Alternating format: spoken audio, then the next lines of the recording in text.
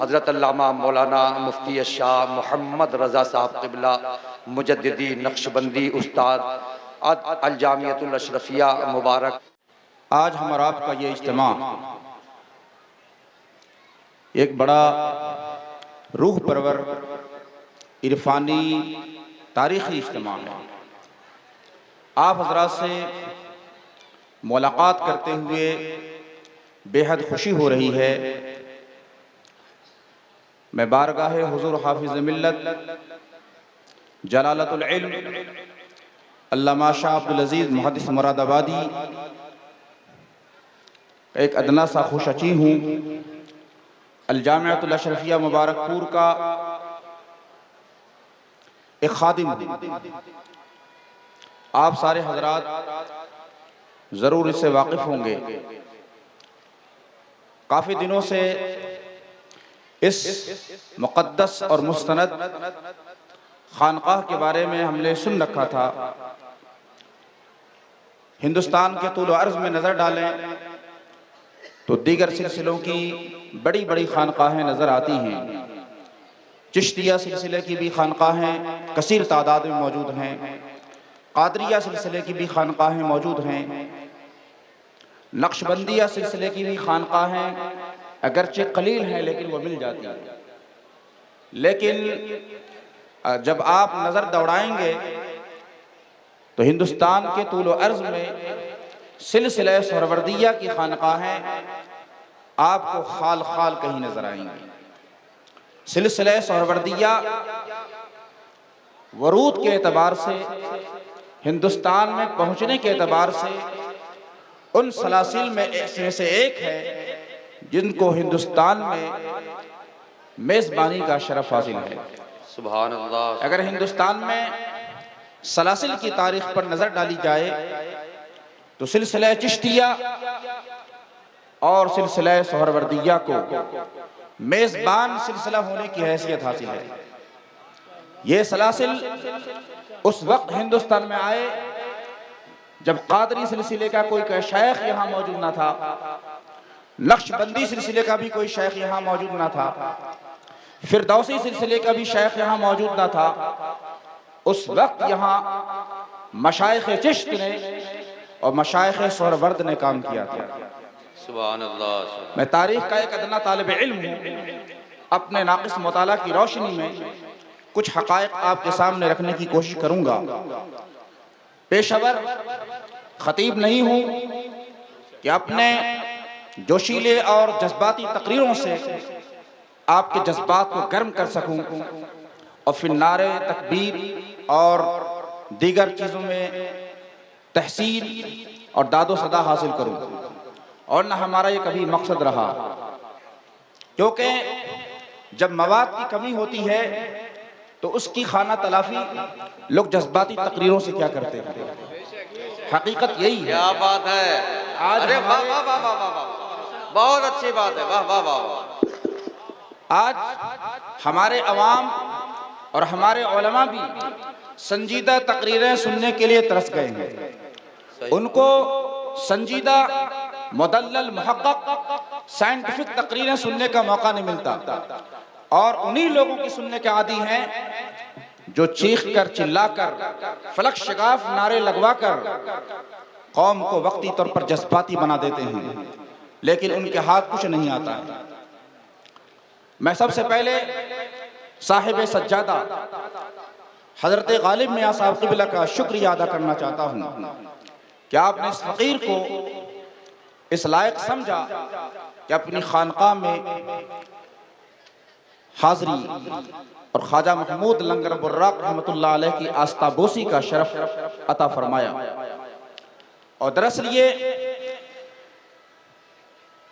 روحانی رشتے کے اعتبار سے ہمارے پیر بھائی ہیں، کیونکہ حضرت غالب میاں کو اپنے آباء و اجداد سے، خواجہ محمود براق رحمۃ اللہ علیہ کے خانوادے سے اور پیر میاں جی رحمۃ اللہ علیہ سے جو کچھ نسبتیں اور نعمتیں حاصل ہوئی ہیں وہ اپنی جگہ الگ ہیں، لیکن ان کے اوپر سلسلہ نقشبندیہ کی نسبت کا جو کمال ہے اور اس کا جو اثر ہے وہ کچھ اور ہے۔ سبحان اللہ۔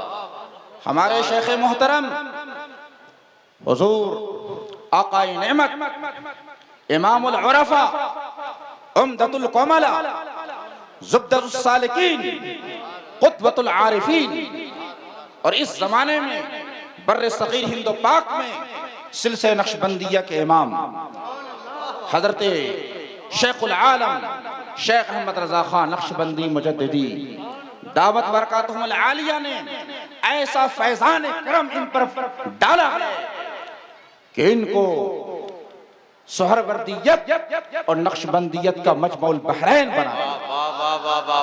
یہ صرف سہروردی نہیں ہے، نعرہ تکبیر، نقشبندی، نعرہ رسالت، فیضان حضور لنگر جہاں، فیضان حضور شیخ العالم، حضور صاحب سجادہ۔ سبحان اللہ۔ 24 رجب المرجب 1416 ہجری کی تاریخ ہے۔ 1995 عیسوی 24 رجب المرجب کو ہمارے آقا نعمت حضور شیخ العالم نے آپ کو اپنی سلسلے کی اجازت و خلافت عطا فرمائی۔ سبحان اللہ، سبحان اللہ۔ حضرات، آپ جس میخانے سے میخاری کر رہے ہیں، جس میکدے سے جرعہ نوشی کر رہے ہیں، جام پی رہے ہیں، وہ کوئی معمولی میکدہ نہیں ہے، وہ بہت بڑا آستانہ ہے، بہت بڑی بارگاہ ہے، جہاں بڑے بڑے سلاطین وقت آ کر اپنے جبین نیاز کو یعنی اپنی پیشانی کو جھکایا کرتے تھے، خم کیا کرتے تھے، یہ وہ بارگاہ ہے۔ حضرت مخدوم محمود اللہ رنگر براق رحمت اللہ علیہ کی ولادت 577 ہجری میں سیستان کی سرزمین پر ہوئی، جو ایران کا علاقہ ہے، کہاں سجستان اور کہاں ہندوستان، لیکن بزرگوں کے حالات یہی ملتے ہیں کہ آپ نے ہجرت فرمائی۔ ہجرت صرف ہمارے اولیاء کی سنت نہیں ہے، ہجرت تو نبیوں کی سنت رہی ہے۔ جتنے بھی انبیاء کرام کی تاریخ پڑھیں گے، ان کی تاریخ میں یہ بات آپ کو عام طور پر نمایاں نظر آئے گی کہ نبیوں نے ہجرت فرمائی ہے۔ آدم علیہ السلام نے جنت سے دنیا کی طرف ہجرت فرمائی، ابراہیم علیہ السلام نے عراق کی سرزمین سے مصر کی سرزمین، پھر مصر سے فلسطین کی سرزمین پر ہجرت فرمائی، نوح علیہ السلام نے ہندوستان کی سرزمین سے عراق کی سرزمین پر ہجرت فرمائی، لوط علیہ السلام نے ہجرت فرمائی، موسیٰ علیہ السلام نے مدین کی سرزمین پر ہجرت فرمائی۔ ہجرت تو نبیوں کی تاریخ رہی ہے، اسی پر ہمارے تمام اولیاء کرام عمل کرتے رہے، اور ہمارے اولیاء کرام کے امام غوثوں کے غوث قطب الاقطاب سرکار سیدنا شیخ عبد القادر جیلانی نے بھی جیلان سے ہجرت فرمائی۔ اور مائک کو صحیح کر دیا جائے، مائک کی آواز تھوڑی متاثر ہو رہی ہے۔ تو سیستان کی سرزمین پر، سیستان کی سرزمین آپ کی پیدائش 577 ہجری میں ہوئی۔ یہ وہ عہد ہے کہ جب بڑے بڑے اکابر اولیاء اس زمین پر موجود تھے۔ خواجہ غریب نواز کا عہد ہے، شیخ شہاب الدین عمر سہروردی کا عہد ہے، خواجہ بہاؤالدین زکریا ملتانی کا عہد ہے۔ آپ نے ایسے عہد میں آنکھ کھولی اور خانوادہ ایسا پایا جو حکمراں خانوادہ ہے۔ آپ کے آباء و اجداد نے پشت ہا پشت تک سیستان کی سرزمین پر حکومت کی۔ آپ کا شجرہ نسب حضور اقدس صلی اللہ علیہ وسلم کے چچا حضرت عباس بن عبد المطلب تک پہنچتا ہے۔ آپ ہاشمی النسل ہیں، آپ ہاشمی ہیں، مکی ہیں، یہ آپ کا شجرہ نسب ہے۔ حضرت مخدوم رحمت اللہ علیہ کو اللہ تعالیٰ نے طویل عمر عطا فرمائی، اور مورخین نے لکھا ہے کہ اللہ تعالیٰ نے ان کو 169 سال کی عمر عطا فرمائی۔ سبحان اللہ، سبحان اللہ۔ 169 سال بہت بڑا لمبا عرصہ ہوتا ہے، جس میں 89 سال آپ نے سیر و سیاحت، تعلیم، تلقین، تدریس، ریاضات و مجاہدات اور تحصیل کمالات میں صرف کیے۔ 89 سال تک آپ نے کمالات کی تحصیل میں لوگوں کو فیض پہنچانے میں صرف کر دیے۔ آپ نے اپنے زمانے کے بڑے بڑے مشائخ سے اکتساب فیض کیا۔ اکتساب فیض کرتے ہوئے آپ کے مشائخ کی فہرست میں سید تاج الدین جیرہ رحمۃ اللہ علیہ کا بھی نام آتا ہے۔ سبحان اللہ۔ آپ سے بھی ان کو فیض حاصل ہوا۔ اس کے بعد آپ کے مشائخ کی فہرست میں جو سب سے اہم نام ہے، جس سے آپ کا یہ سلسلہ سہروردیہ چلا، خواجہ بہاؤالدین زکریا ملتانی رحمۃ اللہ علیہ کے پوتے حضرت شاب الفتح رکن عالم سہروردی رحمۃ اللہ علیہ آپ کے شیخ ہیں۔ آپ نے ان سے بیعت کی اور خلافت و اجازت حاصل فرمائی۔ تو یہ اتنے بڑے بزرگ ہیں۔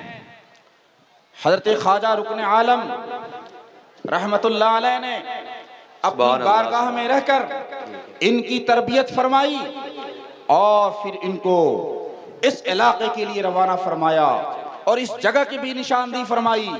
فروخ آباد والو، فروخ آباد کی سرزمین بڑی خوش نصیب سرزمین ہے۔ یہ وہ سرزمین ہے جہاں آفتاب ولایت آرام کر رہا ہے۔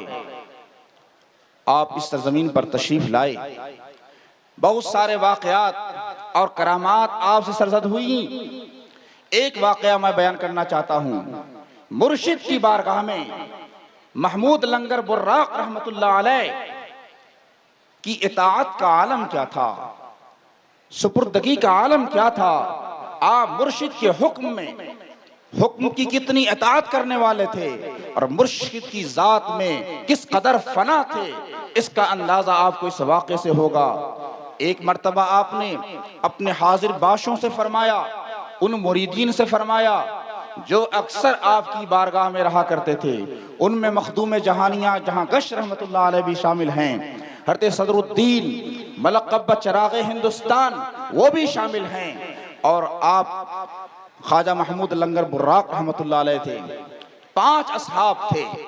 ان سے ان کے شیخ نے فرمایا پیلو کی مسواک چاہیے۔ پیلو جانتے ہیں جس سے مسواک کرتے ہیں، پیلو کی مسواک چاہیے۔ باقی مریدوں نے کہا حضور اس وقت پیلو کی مسواک کہاں ملے گی؟ لوگوں نے انکار کر دیا، لیکن مخدوم محمود اٹھے اور کہا حضور میں لے کر آتا ہوں۔ آپ نکل پڑے جنگل کی طرف، کچھ دور آگے چلے تھے کہ آپ نے دیکھا ایک شخص اپنے سر پر پیلو کی مسواک لے کے آ رہا ہے۔ آپ نے اس سے پوچھا اور منہ مانگی قیمت دے کر اس مسواک کو خرید لیا۔ اس کے بعد لے کر اپنے شیخ کی خدمت میں پہنچے اور پیش کر دیا۔ حضرت خواجہ رکن عالم رحمت اللہ علیہ کو آپ کی یہ اطاعت دیکھ کر بڑی خوشی حاصل ہوئی۔ اس کے بعد آپ نے فرمایا اے محمود اس مسواک کو خواجہ نظام الدین اولیاء کے ہاں پہنچانا ہے۔ کہاں خواجہ نظام الدین اولیاء؟ دہلی کی سرزمین پر ہیں اور آپ ملتان کی سرزمین پر ہیں۔ انہوں نے فرمایا اس مسواک کو دہلی پہنچانا ہے۔ کہا حضور آپ کی توجہ درکار ہے۔ اس کے بعد آپ کے پیر و مرشد نے فرمایا آنکھ بند کرو۔ خواجہ محمود لنگر براق نے آنکھیں بند کر لی۔ اس کے بعد کہا آنکھیں کھول دو۔ جب آنکھیں کھولی تو آپ دہلی کی سرزمین پر محبوب الہی کی چوکھٹ پر موجود تھے۔ حضرت محبوب الہی رحمت اللہ علیہ نعرے تکبیر، نعرے رسالت، فیضان حضور لنگر جہاں، حضور صاحب سجادہ مفتی محمد رضا صاحب قبلہ، نعرے حیدری، سبحان اللہ سبحان اللہ۔ دہلی کی سرزمین پر پہنچ گئے۔ محبوب الہی رحمت اللہ علیہ کا آستانہ ہے، سما کی محفل چل رہی ہے، قوال اشعار پڑھ رہے ہیں۔ اسی وقت حضرت محبوب الہی پر وہ کیفیت منکشف ہو گئی۔ آپ نے فرمایا ایک شخص دروازے پر کھڑا ہے اسے اندر لے آؤ۔ محبوب الہی رحمت اللہ علیہ کے باطنی تصرفات کا عالم یہ دیکھیے، ان کے مشاہدے کا عالم دیکھیں۔ جو لوگ نبی پر اعتراض کرتے ہیں، نبی کے علم غیب پر اعتراض کرتے ہیں، سرکار محبوب الہی کی بارگاہ میں وہ حاضری دیں۔ ان کو لا کے بٹھایا گیا۔ آپ نے وہ مسواک پیش فرمائی. اس کے بعد سما کی محفل میں کچھ دیر ان کو رکھا، وجد آیا، اور کچھ دنوں رکھنے کے بعد آپ نے کہا آپ ملتان جانا ہے، آپ کو ملتان بھیجنا ہے. کہا آنکھیں بند کیجئے. پھر یہاں آنکھیں بند کرائی گئی، اور اس کے بعد جب فرمایا آنکھیں کھولیں، جب آنکھ کھلی تو پھر آپ ملتان کی سرزمین پر موجود تھے. دونوں بزرگوں کا تصرف دیکھیے. اس وقت محبوب الہی رحمت اللہ علیہ نے ایک تاریخی جملہ اشاع فرمایا تھا. آپ نے فرمایا محمود برق کی طرح ملتان سے دہلی آئے. برق کہتے ہیں بجلی کو. برق کی طرح ملتان سے دہلی آئے اور دہلی سے پھر ملتان چلے گئے. اسی وقت سے آپ کا لقب محمود براق پڑ گیا.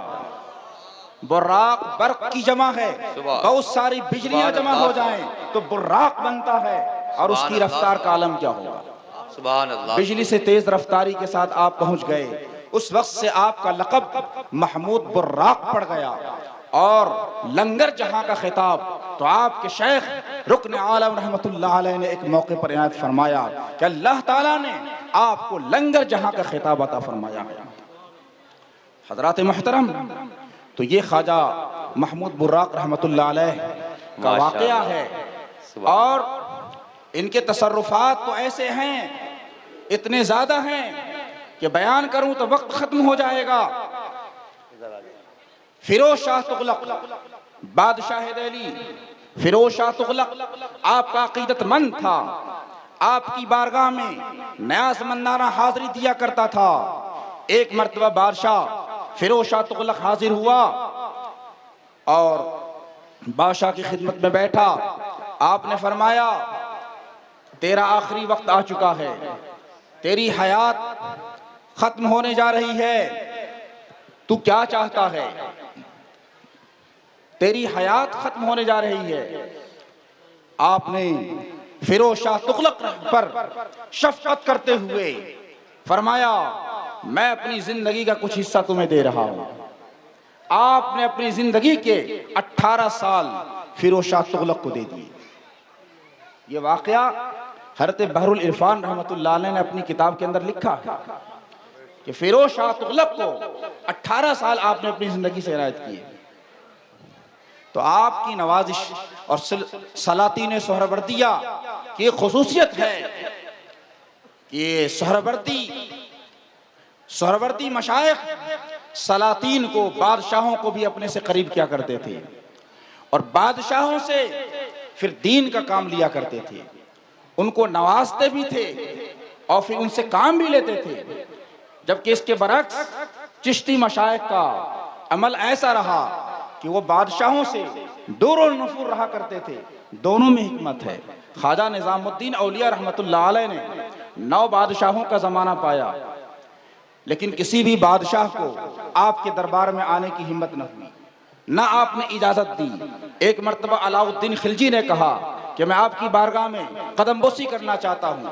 آپ نے فرمایا میری خانقاہ کے 2 دروازے ہیں، ایک دروازے سے آؤ گے تو دوسری دروازے سے میں نکل جاؤں گا. اس کے برعکس جب آپ مشائخ سہرورد کو دیکھیں گے تو بڑے بڑے سلاطین جب ہسائی کرتے ہوئے نظر آتے ہیں اور آپ ان کی دستگیری فرماتے ہیں، ان کی رہبری فرماتے ہیں. اور اس میں حکمت یہ پیش پوشیدہ ہے کہ اگر بادشاہ سیدھے راستے پر قائم رہا، اگر بادشاہ کی اصلاح ہو گئی تو اس کے ذریعے رعایا کی بھی اصلاح ہو جائے گی. ساؤنڈ کو تھوڑا بڑھایا جائے گا.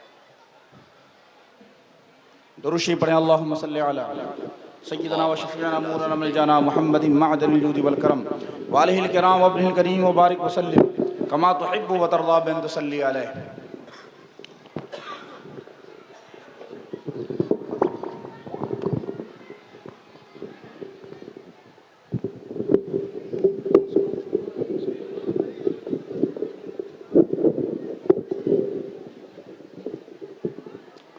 ہلو، اطمینان و سکون کے ساتھ اب بیٹھے آپ حضرات.